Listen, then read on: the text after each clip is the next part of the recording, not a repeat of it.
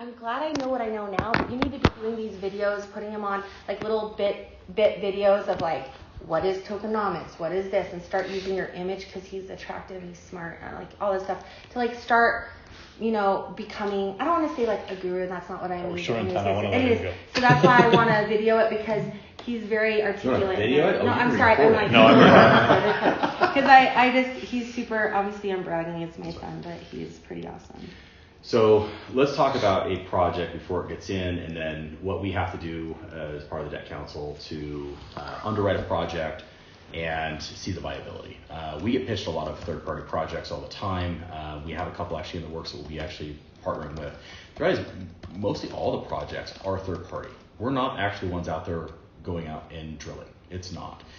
We partner with exploratory companies that actually go do that. I don't have the ability to go manage all these projects that are on the debt ecosystem every single day. I let the experts do that on a daily basis. We go negotiate the best thing we can for the ecosystem and kind of run. Now, the tokenomics basically have to start with what kind of supply do you ever want in the ecosystem at any given time, and what is the max supply that could ever be there. With deliverables, it's based purely off of the projects and the amount of resources that are available to contribute to the ecosystem, because those are paired directly with the amount of token they're going in because they're linked. So gold, one DLG, digitally linked gold, is worth 1 gram of gold. So you can't go out there and put a ton of token into the ecosystem that you don't actually have the gram of gold for. So there is no max supply. There is no limited supply. It just depends on what is physically readily available and vaulted and or in the process of going from Dore to bullion to coin, okay? We put into the ecosystem 50% of the recoverable gold allocated for the first 12 months of mining from a standard scan protocol. So we try to protect our users by being so conservative that there's no way we're not going to hit that and vault it. So if a standard 43101, which is basically a government scan of a project, it doesn't tell you what can be recovered, it just tells you what's there. If you basically looked at that, it's probably about 10% of what that scan will basically come in. Our scan goes through the exact same process. It goes and shows what's there. But then what we know is we know the depths and we know what kind of rock it's sitting in. So we can basically take it and then calculate out for recoverables. We take 50% of what we know we can get out, and that's what we monetize into the tokenomics. Now, why do we put it in there in the first year? Put it in the first year because it all gets mined over a decade. So even though we believe we can get out in 12 months, if we're wrong, get out in 2 years, we're fine. 3 years, okay, we're fine. I got 10 years to get to it, and we don't look at anything because it's not recoverable in the first 2 years, then we really screwed up. We protect ourselves by going and partnering with multiple projects that other people are actually out there mining. Now, what we also do is when we go to the Small Minerals Commission and we provide scans for them, they are mandating our scans to be on property as of January. We get a royalty, so when the Ghanaian government takes their tax fee, we get our tax fee collected by the government, and the government actually pays us. When is that? Starting in January.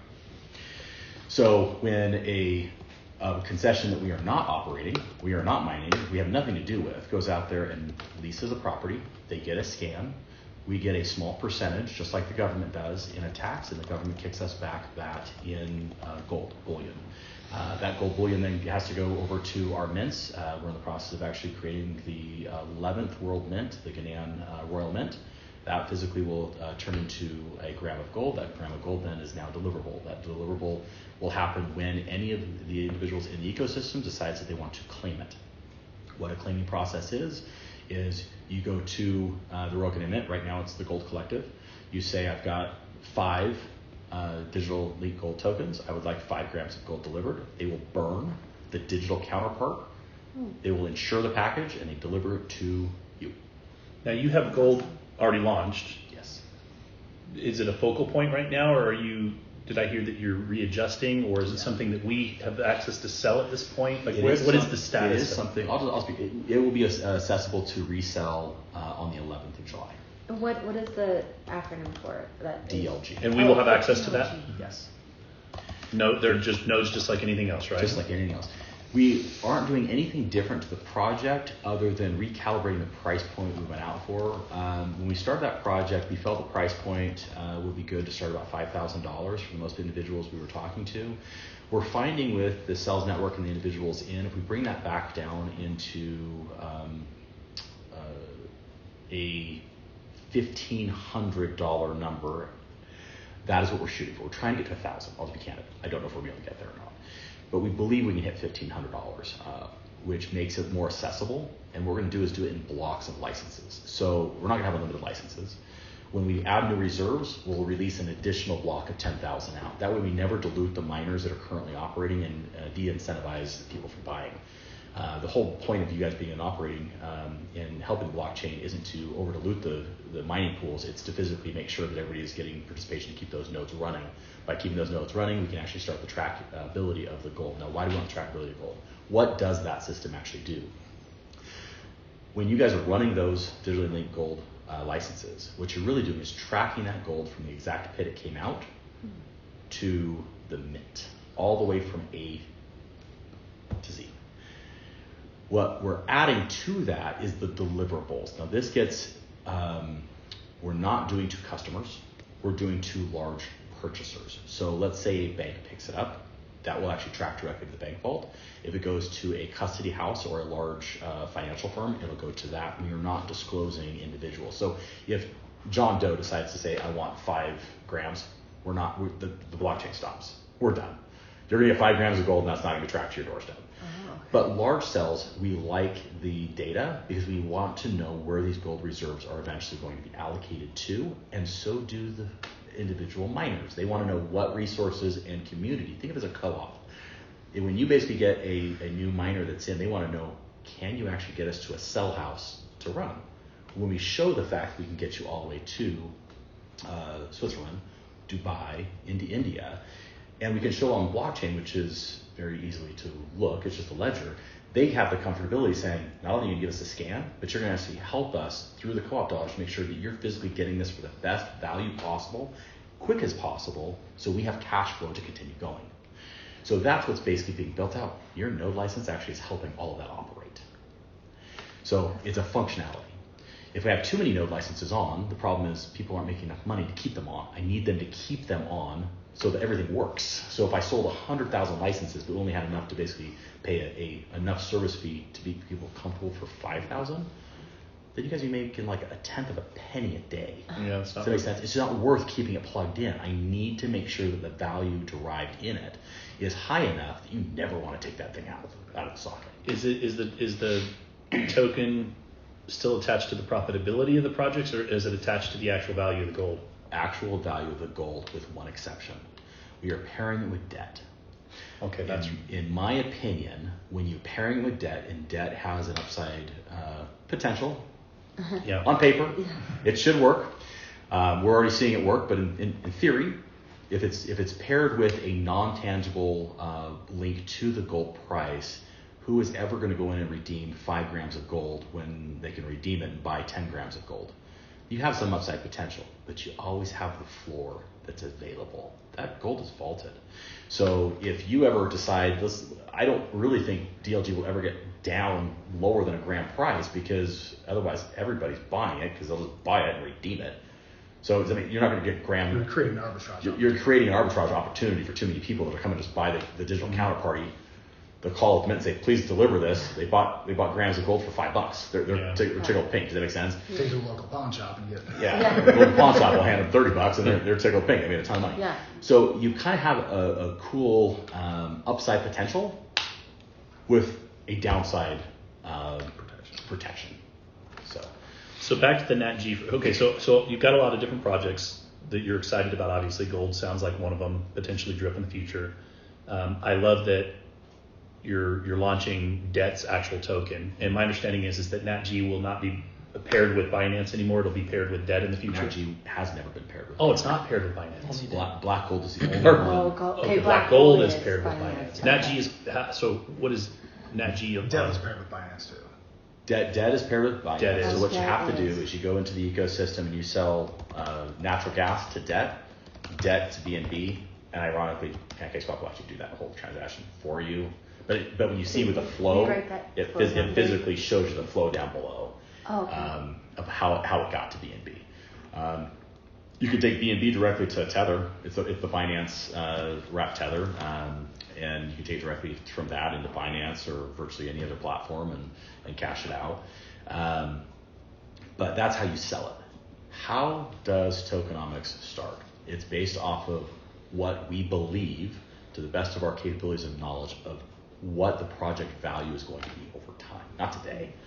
It's over time, and that is a guess. Understand that physically is an educated guess based off of experience, and a lot more experience that's in this room, but it's based off of the exploratory companies we're dealing with, what finds they found in the past, what finds they currently have that they haven't tapped yet, and we look at it. So everything on Nat-G is physically done based off of what we already have in the Rolodex. I don't look for what I think I can get in the future.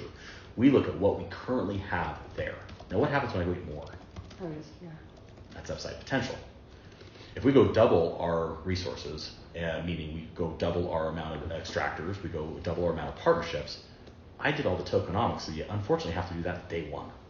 We did all that based off of what we had contracted when we launched the project. So what's the limit of what price natural gas can go to? There is no limit.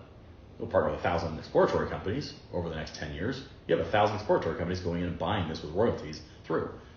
Why would those exploratory companies want to partner with me? Scanning technology. Does that make sense? They want a better shot. The natural gas well costs about $18 million to drill. It's deep. Wow. That is a big oopsie if you miss. Yeah. Harder to miss because natural gas actually, even through standard traditional scans, is easier to find.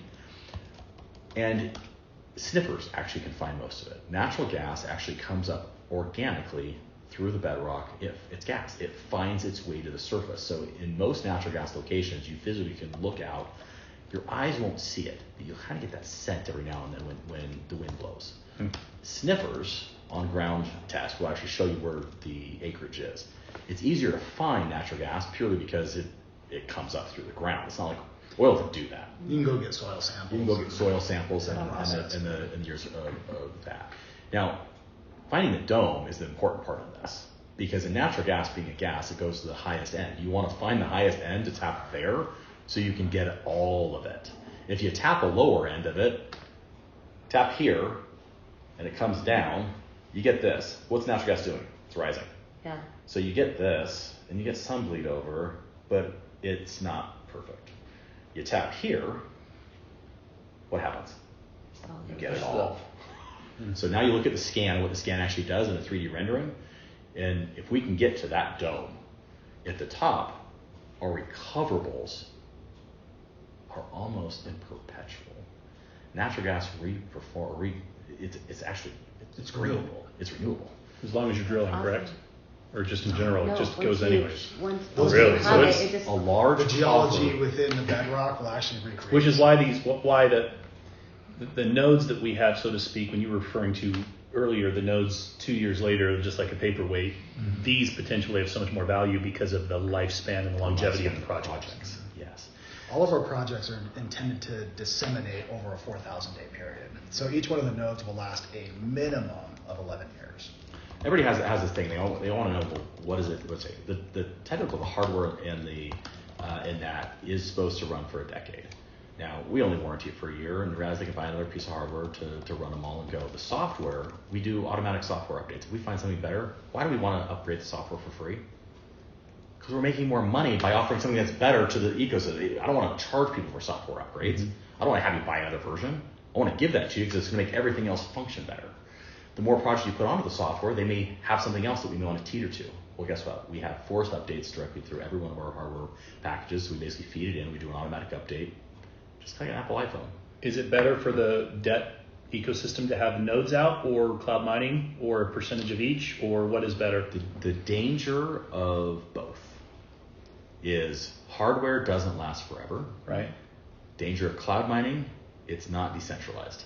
Can you make the switch at some point? If I have the hardware, Yes. but down the road I decide I want to go back to cloud mining, I can make that transition Yes. through debt, Yes. Or Actually, do you just get through another investment. box? Or, through the back or like, office, Yeah, even. yeah. You basically, well, It's actually been done through the mobile app. I can actually kind of show you real quick. Do you recommend getting the nodes initially so that you control when you're online, but then at some point down the road, as it gets a little older, maybe making that transition? What would you What is do? your ideal?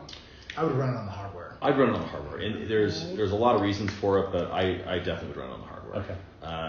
It decentralizes it directly through. It's one of those things where it's easier to manage, in my personal opinion. As much as people say cloud money doesn't go down, it does. Does cloud money go down? Does it just disappear sometimes? Hey, well, just so you know, Jason knows InvestView. Okay. So he sold probably about I don't know how much, millions of dollars, yeah, but InvestView, and that was my last experience, and that was I walked away from that. So when Brian called me and goes, "Hey man, we're not trying to recruit you, but I've got this mining thing I want to talk to you about." I had PTSD. I almost crawled up into a fetal position for a little bit. So that's part of the problem with mining. And one of the solutions is we want something that's tangible in somebody's house. They can see it, touch it, feel it. They know it's there. They have control over it.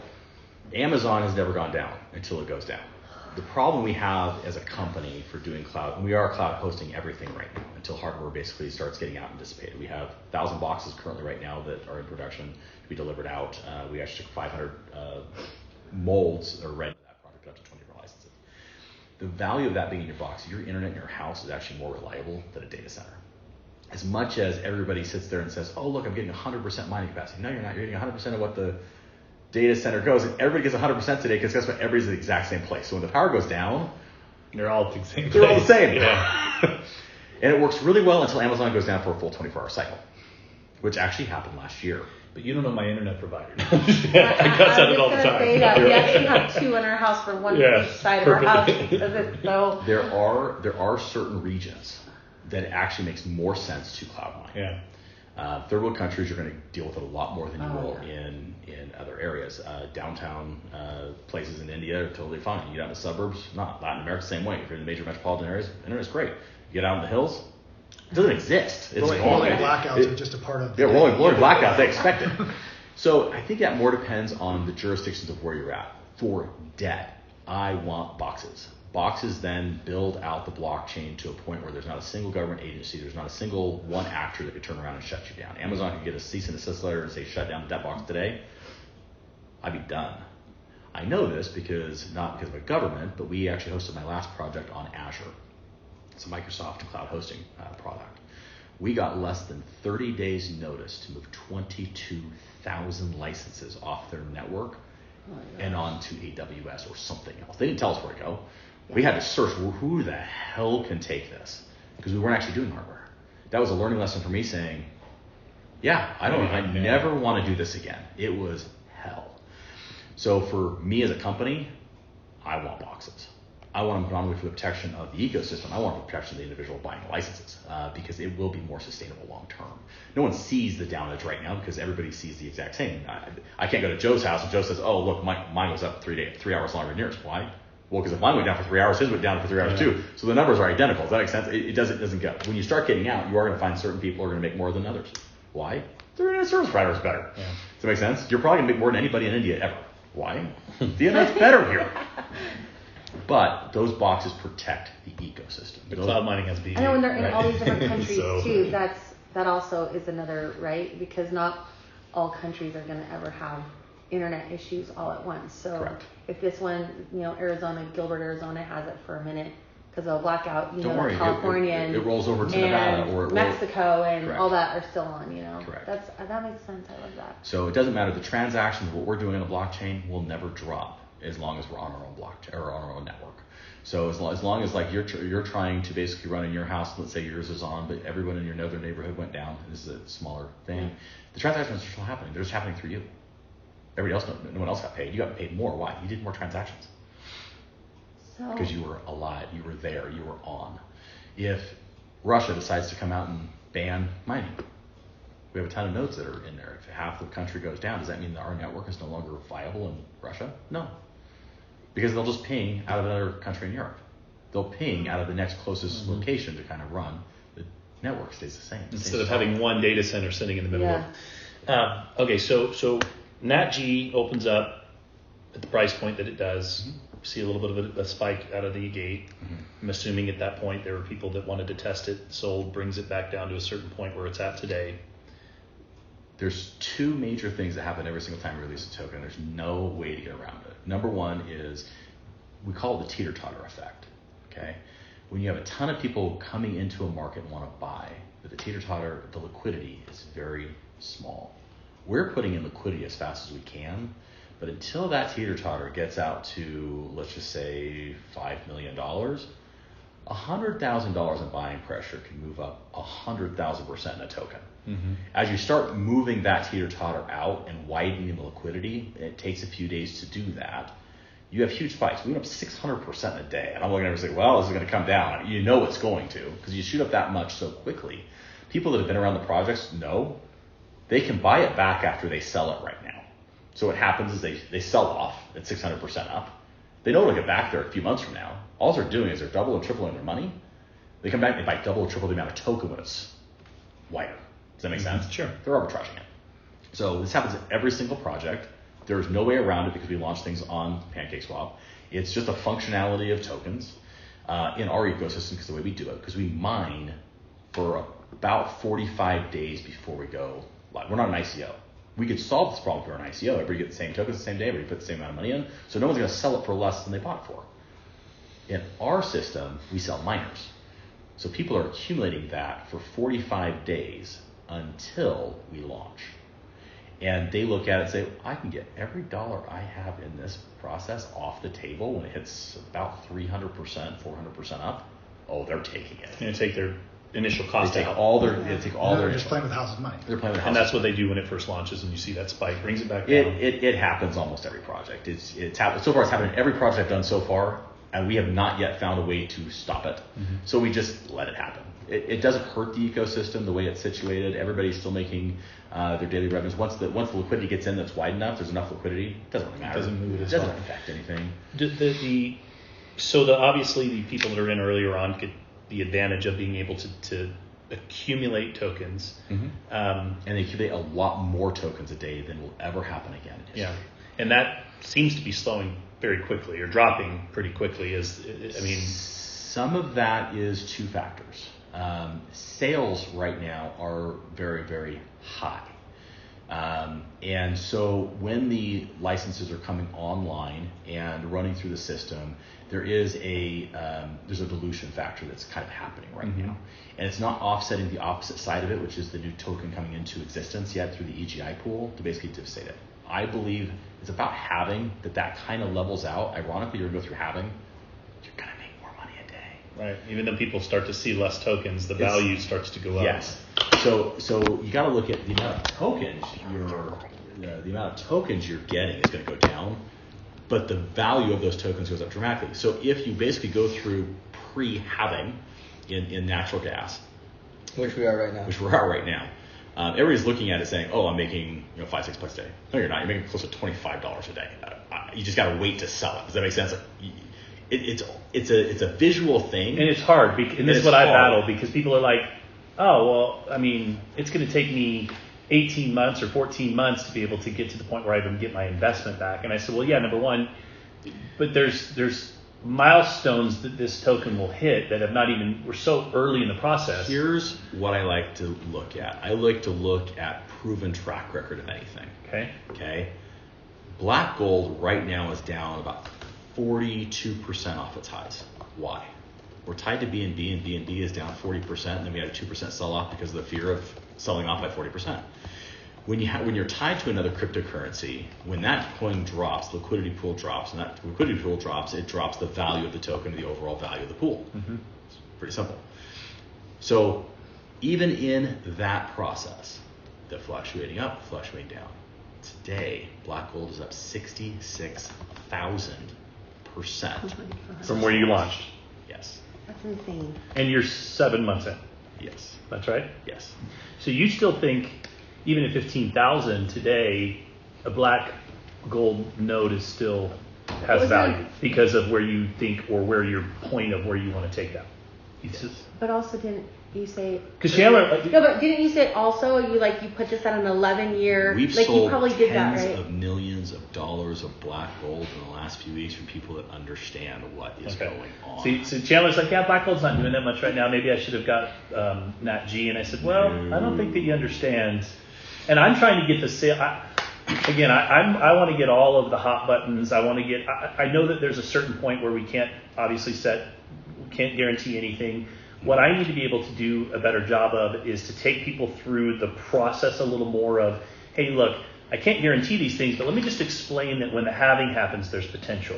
Down the road, when the profits that are reported from the projects that we were a part of, when those happen, there are potential. And let's take a look at black gold, and let's look at the fact that they're up 66% even after this.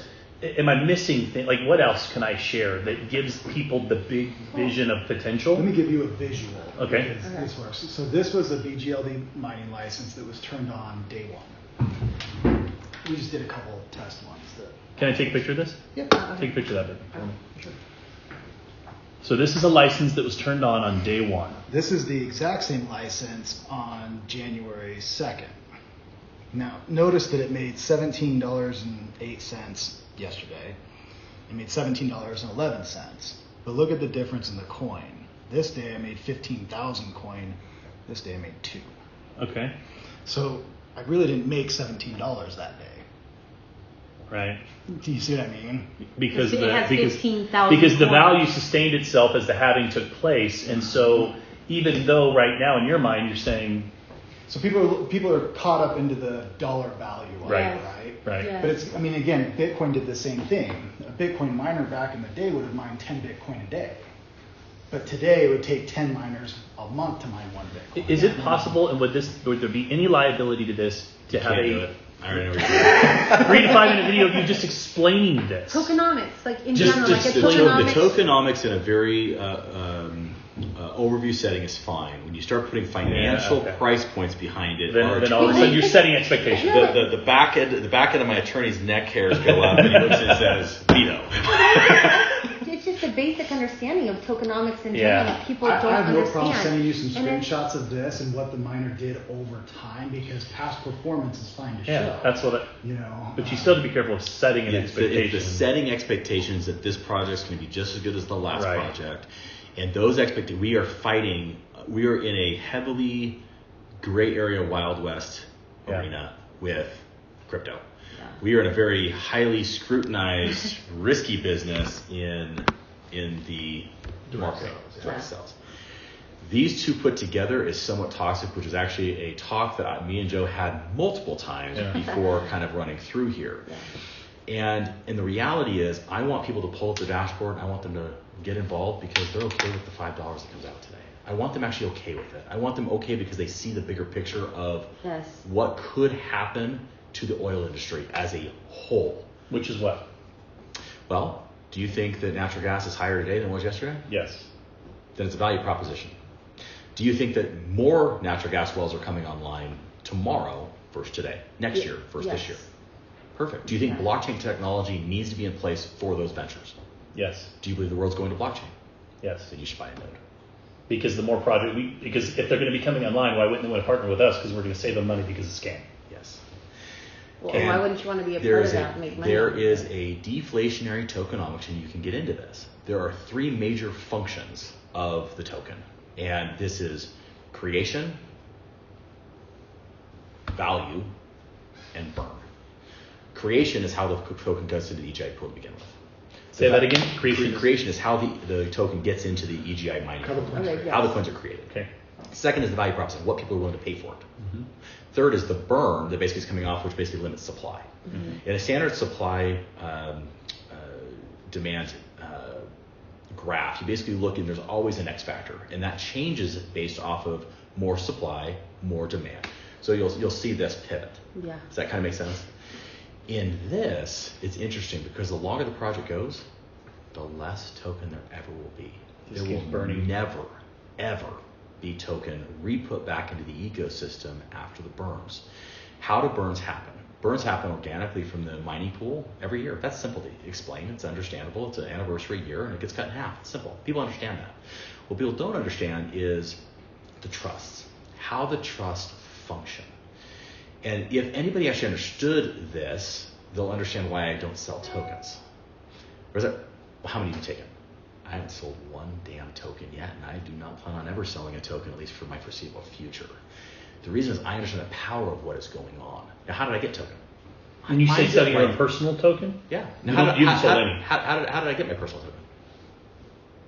I mined it just like everybody else. You have nodes. How do my developers have token? Mining it. They mined it. Do I have any token that's ever been in existence in history in any of my projects that was created and gifted? No. It all originated from a miner. In an ICO project, they're dangerous, and here's why. You go out for mass sells. When you look at a stock for IPOs, why do people want to buy that IPO stock day one? They get the lowest price possible. They think it's going to go up. What are they going to do when it goes up? Sell. What happens to the stock when they sell? Drops. Same thing. Who made money?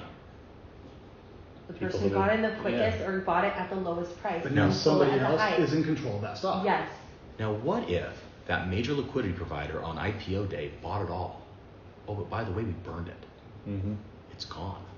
He can't ever sell it back in the market. He doesn't have it. The oil trusts and the natural gas trusts work functionally as a liquidity provider in the marketplace with no sellback. They put money in that will never come back out. And it's completely indiscriminate. It doesn't matter what market conditions are going on. It doesn't matter. It's just a revolving door that's just going to never be swallowed. Think about having a small company. And a small company needs X amount of money to grow. So go take a line of credit. The banks want their money back. Yeah. An investor wants a dividend and their money back, or equity. They want the long-term projection. What if you had a way to basically put a liquidity provider in play in any business, in any economy, in any functional, profitable entity? And it was a gift. It's called Tesla. See how it did? Okay, so it's called government, printing it. The government's been the only one to be able to do it so far, because they do it in tax credits, they do it in savings, they do it in initiatives, they do it in sponsoring. Government's been the only person in history to ever be able to do this. And they functionally dictate what company lives and what company survives and what company does. Chevy versus Ford. GM versus Ford. You look at Tesla, the batteries. Half these battery companies should never have been in business to begin with. They were never profitable. But they were able to survive and get to the point where they can actually sustain today because you had government-backed support. Now, does government ever get that money back? No. Mm-hmm. It's injections in. When Tesla's able to offer their cars for $100,000 when they'll cost them $180,000 to build, how do they do that? Because of the... Does the government get paid back that $80,000 anytime? No. So how do you become close to a government? You develop this type of system that has a liquidity provider that has zero call to sell. So imagine a trust. And you basically have money coming in a flow. But then this basically goes into a token and purchase. Okay? Where does this money come from?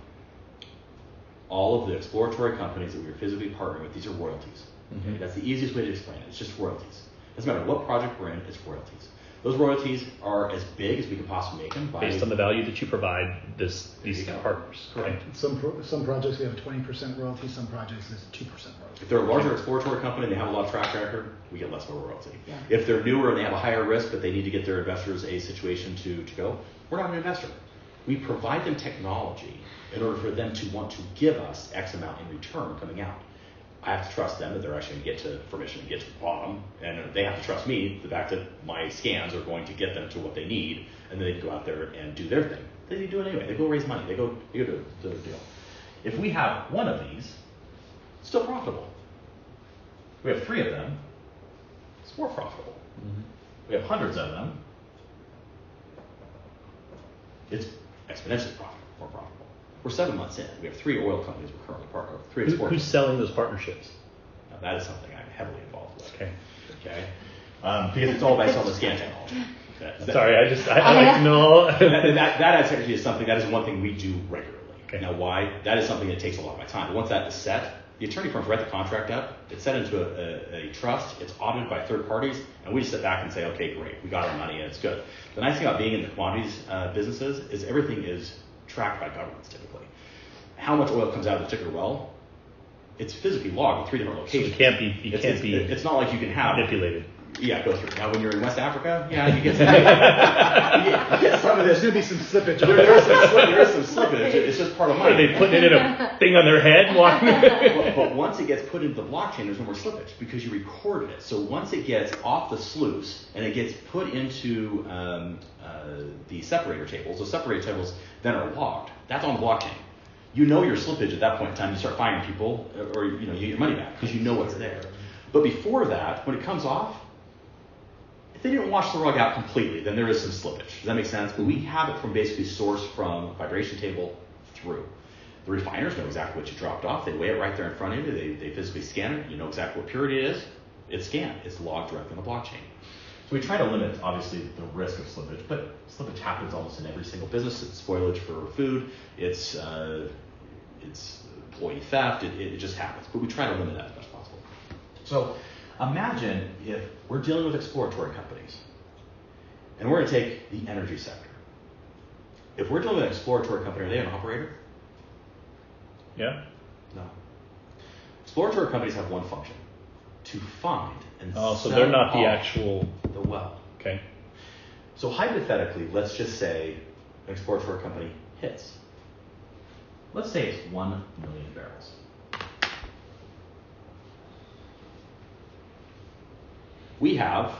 Let's just say we have 20% royalty on this. How many barrels does the ecosystem have over a period of time that we get? Maybe it's 5 years, maybe it's 7 years, maybe the depletion is the first year. What happens here is the exploratory company, if it's less than 3 years, will physically sit there and drill it out because it's not worth selling it off.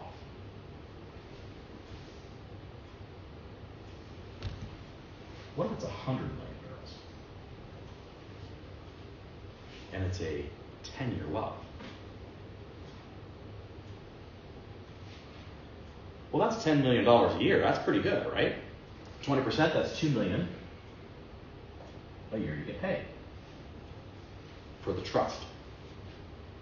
Now, over time, that trust will continue getting payments. It continues to burn, it continues to provide token out, and continues to run. What if that's sold? Maybe a 10% discount to Shell to come and operate it. All that money goes where? The trust. Mm-hmm. What does the trust do with it? Buys the coin in He a... burns it. But this is why you wouldn't. People are going to say, why wouldn't you just keep the profits yourself off of the? Draw it out. Okay. Yeah. Okay. The reality is, I'm a lot more profitable this way. It's not a greed factor. It's just a function of It's an economy. Nice. If you look at, do you have DexCam on your computer? No. no. I'll send it Do you to have internet? I don't. I'm not connected to anything. Let me pull it up. I'm going to show. What do you want me to dex down? Huh? I'll play you right here. I'll play you later. Okay. DexCam really quick. Do Nat-G. Just actually do I live. got the SC scan. I don't think I have dex scan. Yeah, so just go over here to search. Put HLD. So this will be a card info. Okay, can I ask a question, or is this a bad time to ask a question? Don't. Okay. Could you? I know with grow, right? It's not going to be tied to just one, like crop per se, right? Could you say tie it to? Does it make a difference if the crop is in high demand or is being sold off to a certain amount of people? Like this crop here gets divided and sold off to 100,000 people. Does that make the profitability for you higher or lower? If you know that crop already is allocated to a group of people of say 100,000 people or 200,000 people. The co-ops by far are why grow works. It produces co-ops exist today, just on the blockchain arena. Co-ops are done every single day. That's actually how farmers sell corn. They sell peas. They sell any agricultural salad. I mean, it doesn't really matter. Any crops currently today are all done based off of co-ops in the United States.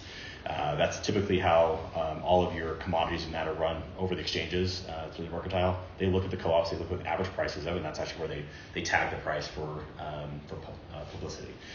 What we look at is we just want to basically recreate the Chicago Mercantile Exchange into a more direct blockchain deal. So we're partnering with certain companies that not only want a co-op feel, but want more upside potential. You're going to see really quick why farmers actually like this idea. Is what I'm going to show you with oil. All right. Okay, we got 3 wells. You calculate 3 wells and get them situated. It's not so much the cash on cash that currently is situated there. We could basically make somewhere close to about, let's take Nebraska. Nebraska would be a cash check to me with the royalties of, call it about 120 million. Okay? I'm not shying away from 120 million. That sounds awesome. What does that say? $6 billion market cap. What's more profitable for me? Do I like the 120 million? Yeah. Sure. What's more profitable? Yeah. Who benefits with this? Not only us, but everybody else. Not Everybody, yeah, a lot of people. Everybody. Anybody that's involved in the project. If I was doing it myself, who benefits? You do.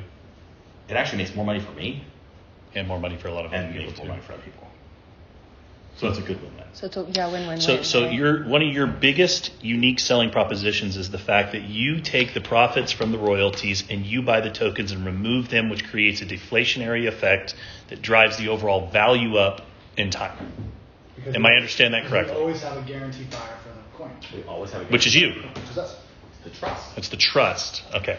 And then the trust just you're not holding on to those coins, which could ultimately create a whale effect. You're burning them.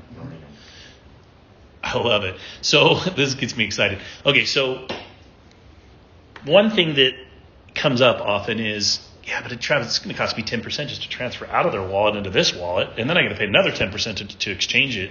That's 20%. So my offset to that, of course, is, yeah, but you're understanding that that's helping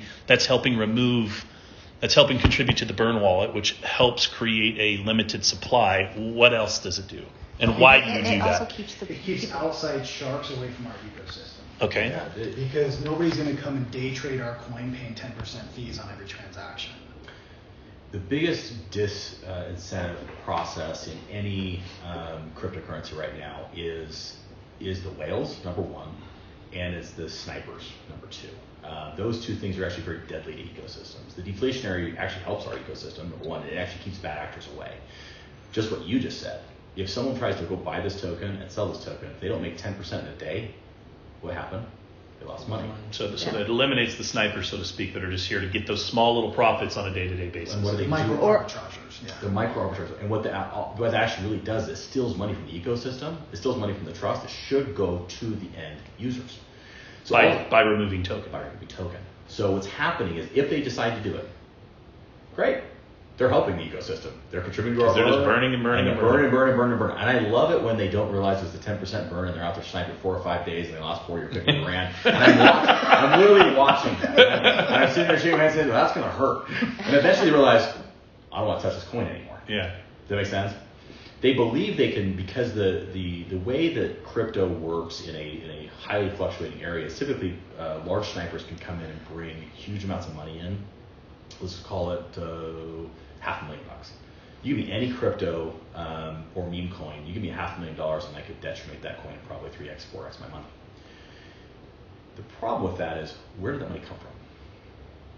It came from the small person that put $5 in. Yeah. When I sell off, what happens? I made money. Somebody else. They lost. Someone lost money. Yeah.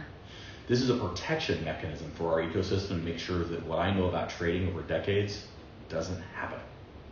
Or if it does, I am heavily penalized for it, and I won't do it again. And if I do it, the losses I took helped everyone in my ecosystem. Mm-hmm. Does that kind of make sense? Yeah. Yeah. So, although people don't like it, there are ways to shortcut it. There are ways to help our ecosystem save some capital. Link your debt dashboard in with a trust wallet. Mm-hmm. You can trade directly out of there. You save 10% by transferring. You don't have to transfer from debt. Oh, so you're not paying 10% to go right to your trust wallet when you transfer out of debt. Do it out of the piggy bank. If you do it out of the piggy bank, but everybody pays that. That's just a transfer you have to pay. But if you take your seed words from your debt wallet and you add them into trust, it's like looking at your bank account from your mobile app. It's looking at your mobile app versus your desktop. Coin actually doesn't move on where you're looking at it. It's sitting on the blockchain. Yeah. So those seed words you're not moving it. Now, if you change from this seed word wallet to this seed wallet, you moved it. So you link the seed word wallet. Link the seed word wallet. You together. Don't take the two. Then you technically can get it so over. So when you're from setting up your trust wallet, you go import wallet instead of create wallet, yes. and you import your seed. Your you save 10%. Okay. And then you can yeah. trade through. Now we are hoping to basically solve this problem. We are close. Are you going to come out with a wallet? No, I'm coming out with something much better. Oh, okay. I was like. We have a wallet already. Okay. We have about 2,000 users on it already. We are coming out with an automatic swap function in our wallet, Ooh. which means they don't have to move it anywhere. Beautiful. That's fantastic. And they can swap it. What I'm trying to do with the deflationary is stop outside actors. I'm actually trying to punch our ecosystem. I'm trying to stop bad actors from coming in and stealing liquidity from our ecosystem. So if I could try to find ways to save our ecosystem money, I always will. So this particular function will actually allow you to swap from everything to debt. Debt has no tax to it. So if you want to swap from Nat-G or from Grow or from Black Gold into debt and then move debt to the exchanges to sell, do it. Will that be a feature that you charge money for to have access to that? Sure. Like an extra add-on? No. No, oh, really? Because it's part of your ecosystem. Oh, okay. So let me ask you this. This may be a dumb question, but with debt, will you ever be able to mine debt coin? You can. Every one of those licenses sold in 2 weeks. Oh, dang. Did you get some? Dang. Do you have any extras? He's like, no, is there anything? I should have bought more. Dang. They sold out like 3 days after I came. bet. When people saw the vision, they Yeah, looked at it I would have been all. Okay, I keep looking at that debt going, this how do I get one of those miners? This might be a dumb It's question. a big question I get too. Can we get debt licenses? That's why I asked you. There'll be I know 5,000 There'll more. be 5,000 next year. available in January. There'll be 5,000 available the next January. There's 30,000 licenses available. We sold 15,000 licenses in under 2 weeks. How much will they be potentially in January? We do that based off the debt council's At the time. At the time, because the token, in my mind, every single debt license that currently is mining will be mining over $200 a day, even though it's only mining one, because I have a belief that that token will pair D.E.B.T. Yeah, that's beautiful. So I want one when they come available. I in do too. January. Can we be on the short put me on list the waiting of- list, please? Yeah, the waiting list. I have a go ahead. question. Joe was in my office and we were trying to launch debt with your ecosystem, by the way. He just wasn't quick enough. So I have a question. We're still launched pretty quick. It was launched pretty quick. No. I was actually with a different company. Okay. You listed who it was. Okay. And they shrugged me along and they owed me a crap load of money. And I said, I don't want to get in a long-term relationship with a company that I don't need you. And our ecosystem is growing so fast. They were supposed to launch our product on November 6th. Maybe. How do you foresee the relationship with? Okay, so this is a two-part question. So the first question is trying to understand if more and more awareness. You said earlier that there's a lot of nodes that are coming online right now. Mm-hmm. So and because there's not a lot of I'm trying to remember the word that you used, but not a lot of liquidity. And it's not liquidity, but it's fluctuating based on that $100,000 that's withdrawn, and you're feeling it more right now. I'm not sure exactly what the word. Actually, I think right now we're pretty wide. Okay, you're starting to go wide where you don't feel it. Yeah. Here's my question: with the awareness that's happening, my understanding is more awareness creates more demand. Over time, more demand drives the value up, especially as we're pulling out. But I guess we haven't really burned anything yet. So my question is, burned anything for what? from the burn wallet, from Nat-G. from Nat-G. Oh, Nat-G. Just transactions alone burned They start- 1.8 billion token Okay. from movement. Why wouldn't we see an uptick as more and more nodes are coming online right now in the value? People are not withdrawing from their wallets like they should be. It's the number. We're keeping it in the piggy bank. People have this psychological thing in their head, and I keep trying to tell you that 10 cents out of $1 or 10 cents or 10% of $5 is the exact same thing when you move it. Yeah. You freaking move it. My That's when wallet it's is a moved. target. The mining pools are our wallets. I need people to withdraw the dang token. Which is crazy that we want to. But people, Withdraw like and to, put it but into people their- like to see it. And here's actually somebody explained this to me. And they're like, but Jason, if I take it and I move it to my other wallet, I can only show people I'm trying to get involved 10% less money I'm making. And like I said, well, shouldn't you tell them the truth? So you just want people to withdraw the money, because I'm holding all mine right now in the piggy bank. Pull it out. So we need to start teaching all of our people to do that. At what amount would you say is the ideal? We lowered it from 500 to 250. The reality is we may lower it again to try to get more people to do it. In any ecosystem, you understand, it doesn't matter if you're an exchange, it doesn't matter if you're a new project. These large wallets are targets for hackers. It makes no sense for them to go hack Joe or you. It makes perfect sense to go hack one wallet. That piggy bank wallet is a target, which is why we actually change it out year over year. We physically integrate new wallets, we integrate new seed words. We try our best, but understand, if we get hacked, they're not going after your wallet. It's not worth it. They are going after my wallet. The lower we can keep that wallet time over time, daily withdrawals be fantastic. Minimum weekly withdrawals to your trust wallet. Okay. We are trying to look at potentially having an opt-in function, and you can set your automatic windows from daily to weekly, and then I force it out to you because I really do want, as long as it's at a threshold. The reason why we have to have 250 is we pay that transaction fee. So I mean, when people are taking it out, if they physically took out $2, it may cost me 33 cents for $2. We have, in order to move our token right now, it costs, depending on if it's prime part of the day, it's about 33 cents. If it's non-par, we can get down to about 7 cents to move. So I can't have people pull out $1. I'd be losing 33% of the transactional full just to send it. But we're trying to find a happy medium to get people their dang token out. So essentially right now, we're just not seeing that movement, even though the awareness is coming online because everybody's holding their money. Yep.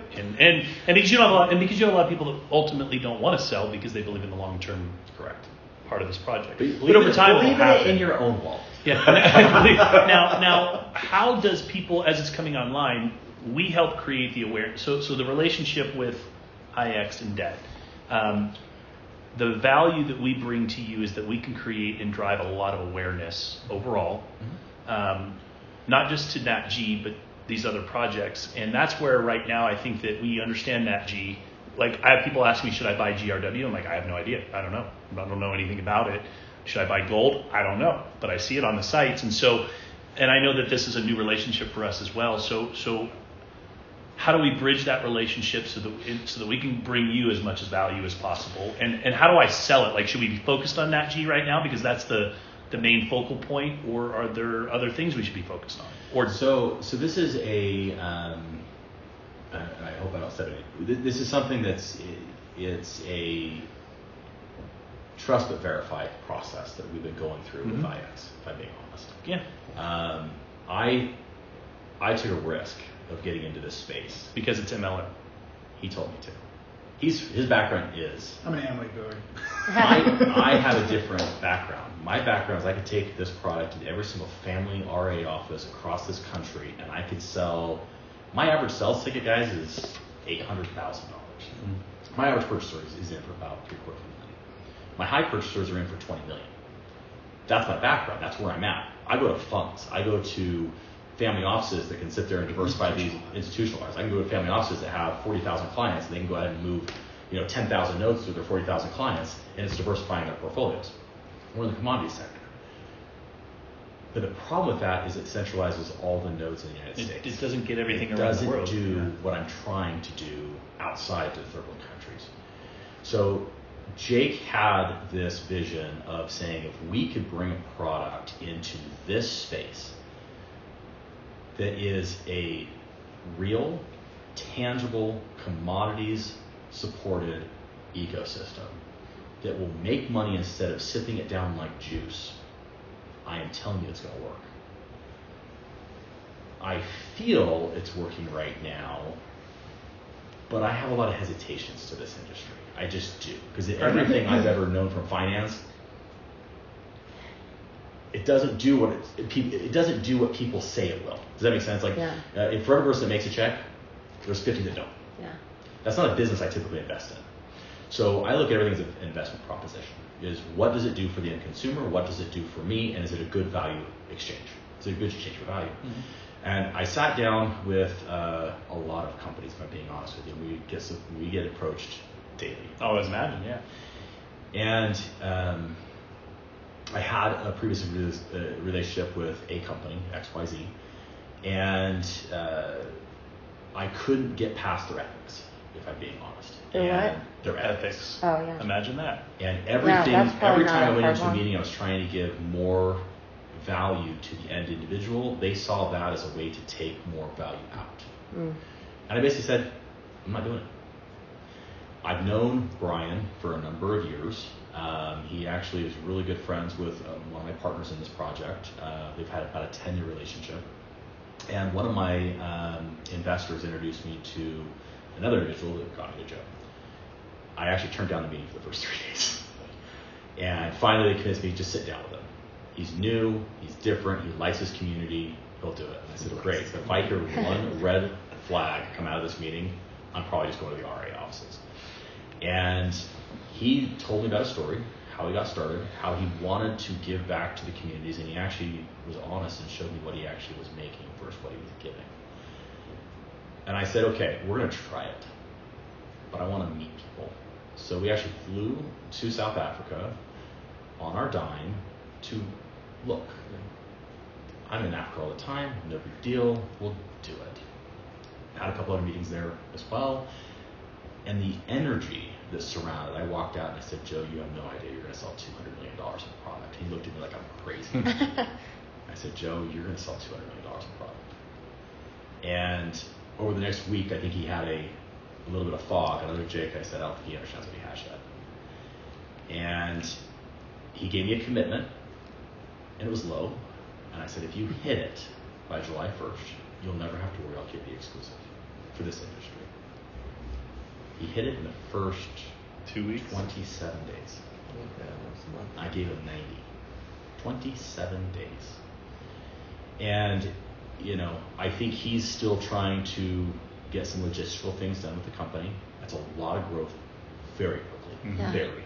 Yeah. We're trying to integrate our system with his, and there's some challenges there. It's not the fact we don't want to launch everything. This gets to the story of what you're doing. It's not the fact we can't launch everything with IX. It's a growing pain. This week, I think, will be a huge one for customer service to say one of the major integration issues is now solved. And we're trying to basically dig through customer service and get through that. We try to get back to everybody in 24 hours. It's really easy when it's 200 people. It gets a little harder when you guys are talking to this many people in my ecosystem, as quick as it is. Are our people calling you for customer service, or are people? Well, it's like Indian people. Okay.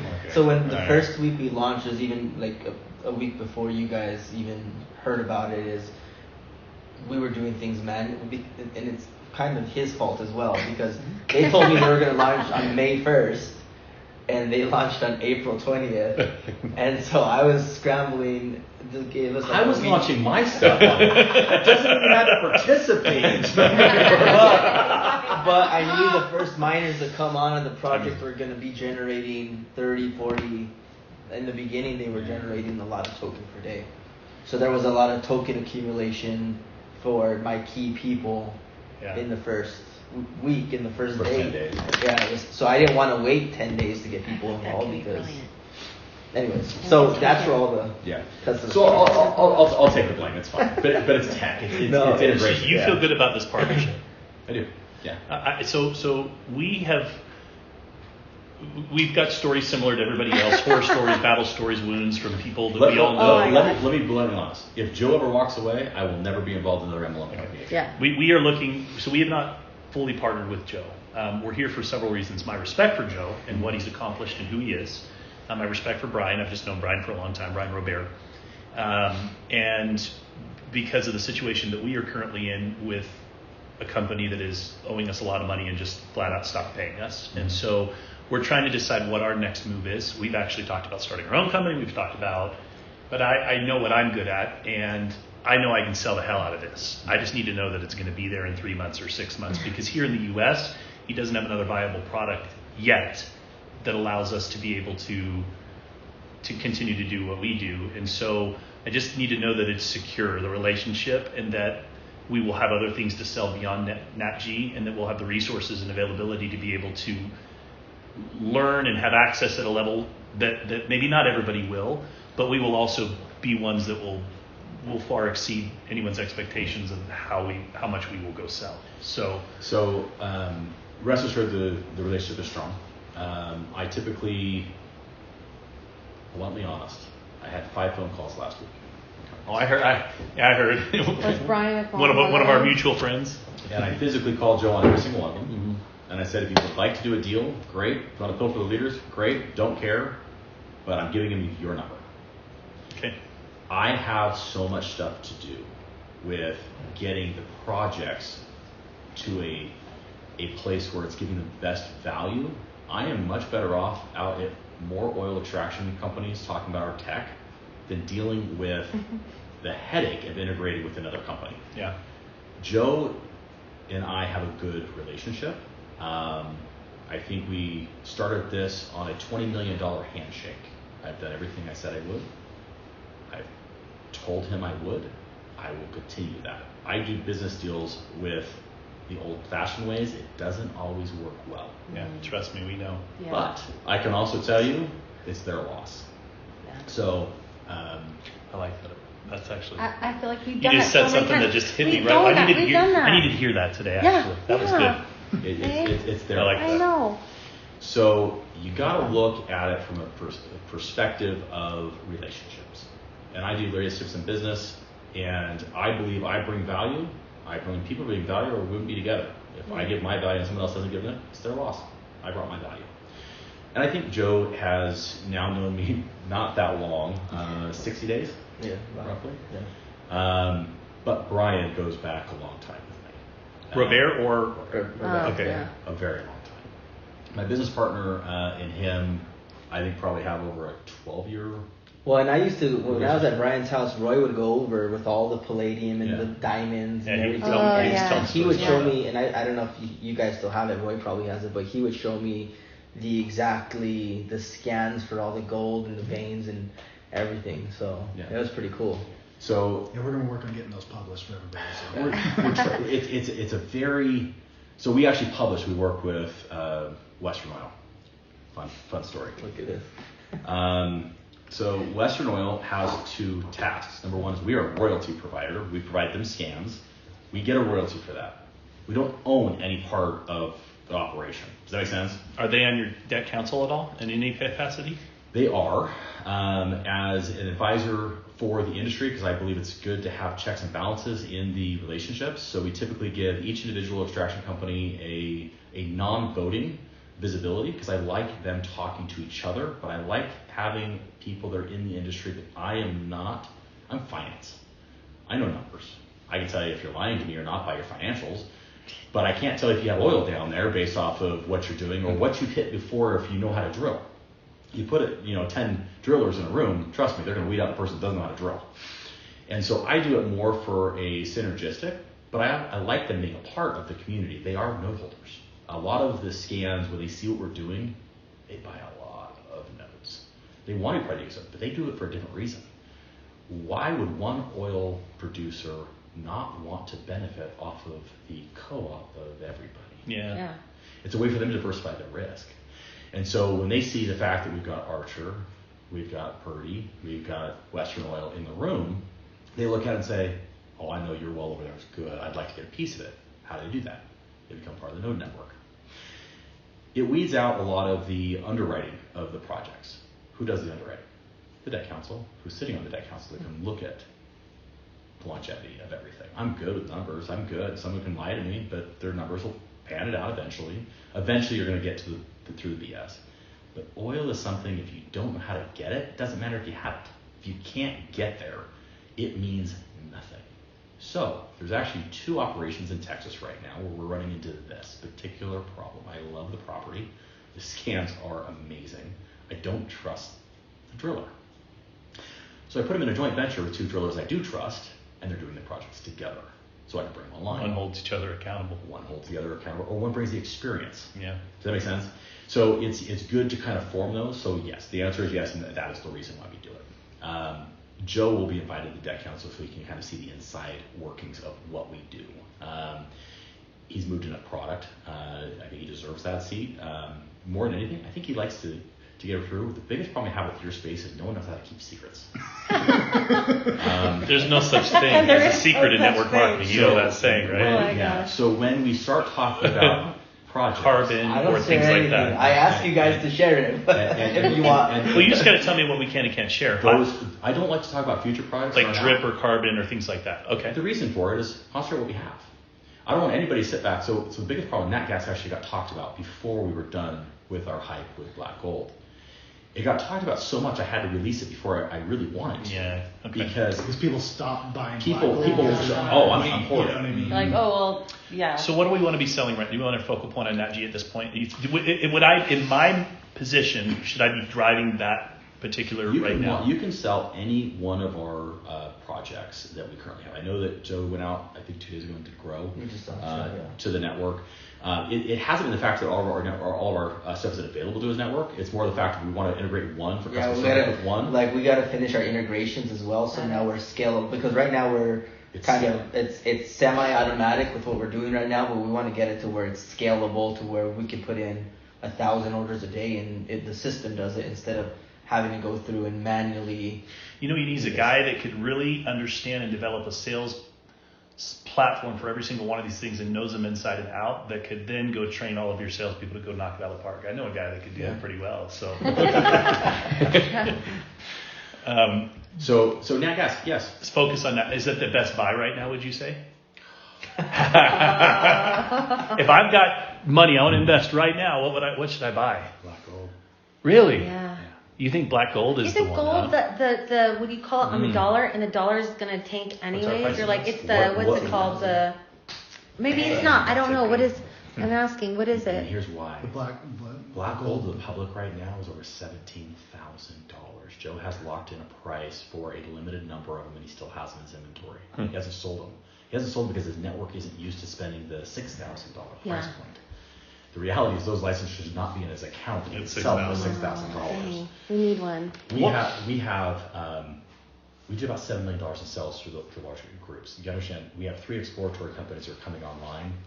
They all want notes. How do they buy them? They buy them from me. I'm not telling them that Joe has them for $6,000. Yeah, of course Does that make sense? Yeah. Which is going to make the price go. I believe we'll be over $25,000 on that license, and it still will be of value. Do you guys have a sales floor? Is that how you're moving on your end, or is it just all online, virtual, word of mouth now? I started this with 4 people. Yeah. In this room. Who are the guys that were doing the 12-minute overview we sent you last night? Understand? I didn't know it existed. I'm like, I thought they had to be your guys. No. Especially like so I was trying to find a short explanation that explained and it was Nat-G that wasn't so MLM-y, because we have a lot of people that maybe don't want to participate in the MLM, but that just want to buy, right? But still want to take advantage so much. We're actually reaching out to have them redo it. No, but at first I almost didn't get through the first 60 seconds. I'm like, the whole first 60-second thing. I'm like, did you watch it? I'm like, I almost turned it off, but then it kind of like entertained me enough to keep me there, and then I ended up liking that they actually did it. But then their explanation of it all, I was like, well, this is great. So I've been sending that out, and then he goes, this is wrong. It's wrong. But half the people don't understand it. It's just enough to build the value. So we need one of those. It's not totally wrong. Yeah, it's just a little. There's just I hope to be able to, if I can come out publicly, then I hope to be able to create some of that, a lot of that stuff that'll be out there. Please work with me to make sure it's correct. That's what I want. That's what I want to do, is understand it at that level, so that I could start creating a lot of videos like that. So the truth of the matter is, our network has done something that we were well under the radar. Okay, in 7 months, I have huge accomplishments that we have pulled off. Mm-hmm. Our projects have created over $20 billion market cap in under 7 months. Is it true you've created a millionaire every so many days? Over 200 in the last 7 months. Since November 8th. So it really is every 3 days you've created a millionaire in this ecosystem. The ecosystem has. It's never been done. We probably have to head to the airport fairly soon. I wish I had a little more time, but I want to ask this one question. As an investor, and this is stuff, I know you can't give investors advice, so we'll put that disclaimer out there. Is there a strategy to, you hear all these different strategies, and it's like some people say you got to take profits along the way. It's just part of the process. And some people say, no, you got to hold and play the long game. Like what's the strategy? Like, is there a recommendation for somebody like me, if it was me or Joe? Let me tell you in a general rule of thumb. Okay.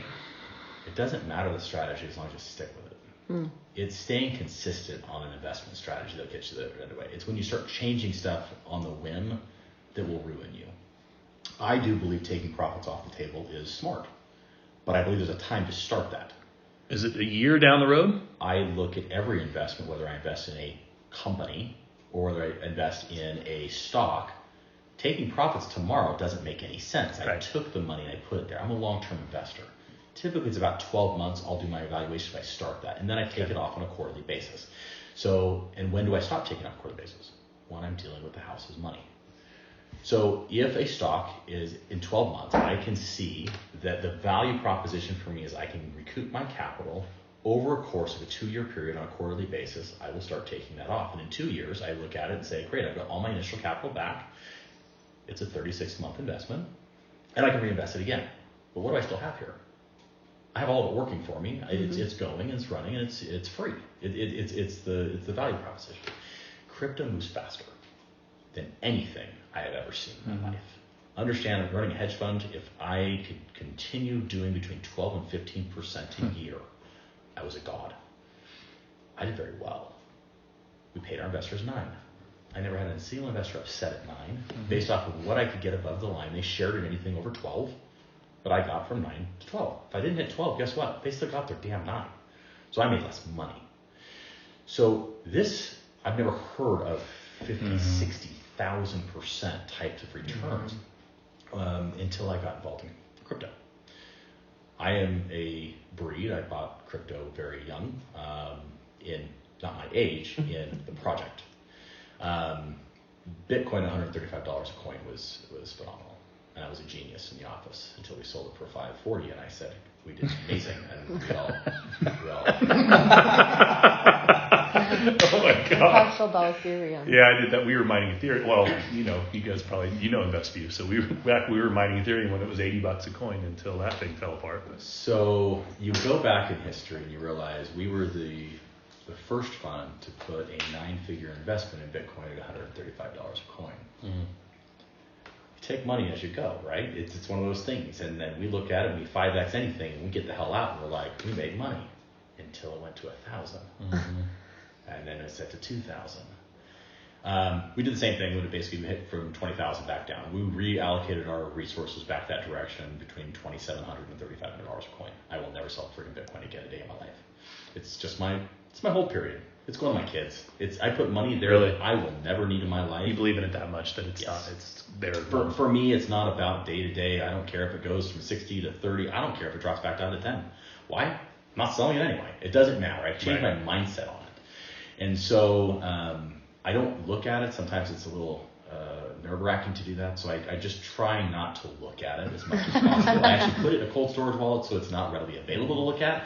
And I just have to do the calculation in my head based on how many tokens are there. Just kind of. Well, if you look at like even something like the dollar, if you just kept that money, I mean, the dollar's lost 86% of its value in 50 years, 40% since 2020. I mean, so if you believe that blockchain is the future, then why wouldn't you put at least a good amount of your money in blockchain to hedge the dollar anyways, based on, is that bad thinking? Is that? No, you're thinking like every Fortune 500 company right now trying to get into this space, which is why I believe in it more today than anything else. You look at all these companies, Microsoft has actually been acquiring Bitcoin, even though you have some harsh advocates against it. The reality is they still are investing in it. And it peeves me when you see companies doing things different than what the founders are saying that they believe in. Elon Musk is a different breed. He has come out and publicly said what he's going to do, but even he changes the winds. And as he changes the winds, the market drops. What is he doing? He keeps building his overall portfolio. Eventually, the little 3-letter agency SEC is. I mean, come on. He's gone. He's the richest man in the world because he just keeps manipulating these coins and buying low and selling high. Eventually, if I tried that crap, you'd be dead. So, I just have stripes for a few years. So I don't understand how he gets away with it. But right now he's been able to. Same way Nancy Pelosi buys low. Well, he has his company that he doesn't have the voting shares of anymore do it. So he basically puts his opinion on what he wants, but he's not the physical one doing the activity. Yeah. It's crazy. So anyway, but long story short, I believe these are long-term hold projects. I believe these projects are great for the cash flow mechanisms for mailbox money. I think it's a true definition of mailbox money. I can tell you how much money is going to show up in the mailbox, but I can tell you tomorrow you're going to have some. This is a different breed than Ethereum mining. I was a huge Bitcoin miner, Ethereum miner. Problem with the equipment is it burns out. Problem with the equipment is it's expensive. Problem with the equipment is it costs a ton of money to operate and store and facilitate. Bitcoin mining operations ranged from about $3 million to $20 million for us. Our power bills were $500,000 a month. Works great until halving. Yeah. Works great until the next hash rate machines come out, and you realize you got to go from starting at S9s. We got out at S7, we actually went S19 Pros by the time we were finally saying this is over with. We have about an 18-month span on equipment, and the problem is, by the time you take all of your costs and expenditures and everything down, this is more profitable. You want to mine Bitcoin? Here's a little dirty secret. You use the debt box, and you look at the $5 you make off of a one-time license fee with hardware that never goes away. You convert that into Bitcoin, it's the most profitable Bitcoin miner you've ever been in existence. Just keep buying Bitcoin with what you're making on. It'll be more profitable than any miner out there. More profitable than any miner on the face of the planet with Bitcoin or Ethereum. Because Bitcoin's just going to keep going up and up and up over time. The equipment's too expensive. Everybody wants because everybody's equipment, you can't get into that game. You can't get it. Interesting thought. But even right now, I mean, the S19s were creating $3 a day, $3 a day for an item that costs you $8,000. That's hosted somewhere else that could go down. What do you know? No. I was going to tell you, remind me, because I lately, I just kind of forget some stuff. I just want to not forget something that I had on my head. And it's like one of those things that might be a dumb thing to say. So I don't want to say it because I'm so learning. Okay, so, we were talking about